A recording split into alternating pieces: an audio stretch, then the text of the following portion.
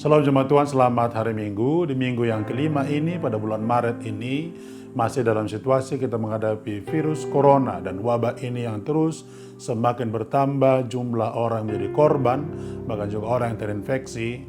Kita tetap berdoa bahwa Tuhan menolong bangsa kita, menolong kota kita, bahkan juga menolong jemaat-jemaat Tuhan yang mungkin saja mengalami masalah pada wabah ini. Di minggu yang kelima ini, tema firman Tuhan bagi kita bersama-sama adalah doa dan nasar. Doa dan nasar. 1 Samuel pasal yang pertama ayat 9 dan 11 dikatakan demikian. Pada suatu kali setelah mereka habis makan dan minum di Shilo, berdirilah Hana sedang Imam Eli duduk di kursi dekat tiang pintu bait suci Tuhan. Dan dengan hati pedih ia berdoa kepada Tuhan sambil menangis terseduh-seduh. Kemudian bernasarlah ia, katanya, Tuhan semesta alam, jika sungguh-sungguh engkau memperhatikan sengsara hambamu ini dan mengingat kepada aku dan tidak melupakan hambamu ini, tapi memberikan kepada hambamu ini seorang anak laki-laki, maka aku akan memberikan dia kepada Tuhan untuk seumur hidupnya, dan pisau cukur tidak akan menyentuh kepalanya. Doa dan nasar adalah dua hal yang kadang-kadang terjadi dalam kehidupan orang-orang percaya. Biasanya ada orang yang hanya berdoa, tetapi juga ada yang hanya bernasar. Tapi pada kali ini, Hana dia sedang berdoa dan bernasar kepada Tuhan. Tentu adalah lebih baik kalau kita mencoba memahami dengan baik apa yang dimaksud dengan doa dan nasar, atau apa itu nasar. Hal yang sederhana tentang nasar adalah ungkapan yang keluar dalam hati kita yang merupakan janji kita kepada Tuhan.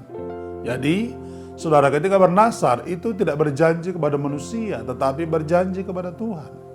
Sama seperti yang dilakukan oleh Hana, dia berjanji kepada Tuhan. Maka dalam janji kepada Tuhan, tentu menurut saya hal yang prinsip adalah syaratnya itu tidak boleh main-main. Dan itu harus digenapi, atau janji atau nasarnya itu harus dibayar kepada Tuhan. Tentu dalam nasar juga kita harus memahami bersama-sama. Sebenarnya bukan sekedar janji kepada Tuhan yang merupakan janji iman, tetapi ini harusnya merupakan pengabdian kepada Tuhan. Jadi nasar gak boleh dilakukan dengan terpaksa. Nasar itu adalah dilakukan dengan sukarela, dengan tulus. Dan orang yang bernasar harus menggenapinya. Itu sebabnya doa dan nasar, dua hal yang mungkin saling berkaitan.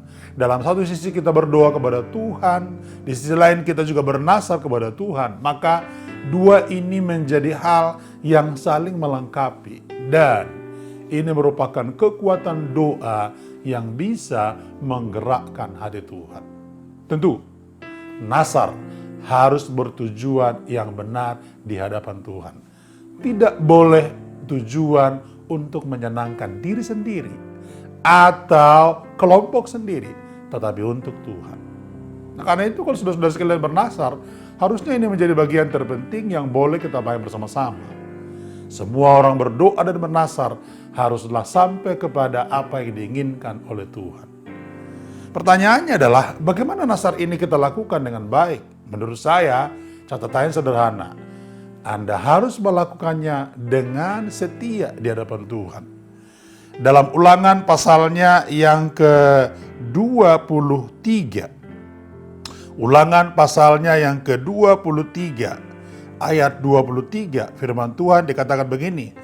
Apa yang keluar dari bibirmu haruslah kau lakukan dengan setia.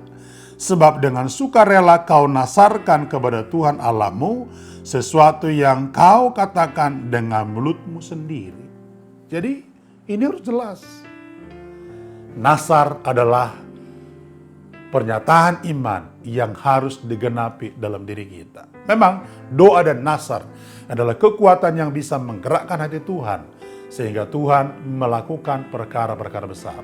Pertanyaannya, haruskah kita bernasar? Kalau saudara didorong oleh Tuhan ataupun iman harus bernasar, lakukan dengan baik. Tetapi jika tidak, apa kita berdosa? Ulangan pasal yang ke-23 ayat 22 berkata, Tetapi apabila engkau tidak bernasar, maka hal itu bukanlah menjadi dosa bagimu. Jadi tergantung kita. Tergantung saudara dan saya. Kalau saudara bernasar, harus didorong karena iman dan harus dilakukan dengan baik. Tapi kalau saudara pun tidak bernasar, tidak menjadi dosa. Yang paling prinsip adalah ketika Anda berdoa dan bernasar, lalu Anda harus bertanggung jawab untuk menggenapinya. Dan lihatlah, sorga punya agenda besar akan menyatakan kebaikannya kepada saudara. Selamat hari Minggu. Tuhan memberkati.